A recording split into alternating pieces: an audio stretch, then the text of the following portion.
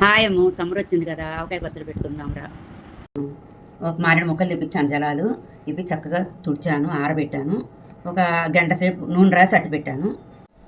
కావాల్సిన పదార్థాలు ఉప్పు, బళ్ళారి కారము, మామూలు కారము, నువ్వుల నూనె, ఆవు పిండి, మెంతుపిండి, 3 గిద్దలు ఉప్పు, 3 గిద్దల కారం,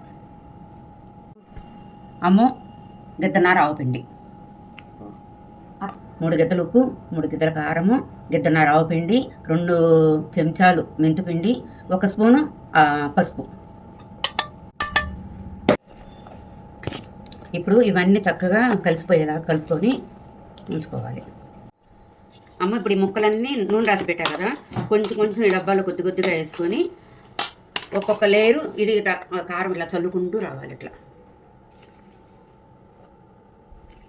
ఒక్కో లేరుకి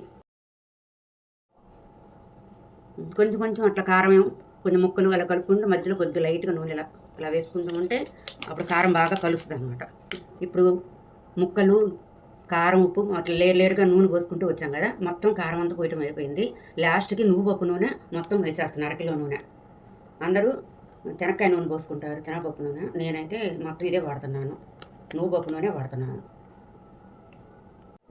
ఈ ముక్కలన్నీ కొంచెం కలుపుకొని చక్కగా మూత పెట్టుకొని 3 రోజులు అయిన తర్వాత మళ్ళీ కల తిప్పుకొని అప్పుడు జాడీలో పెట్టుకొని మూత పెట్టుకోవాలి.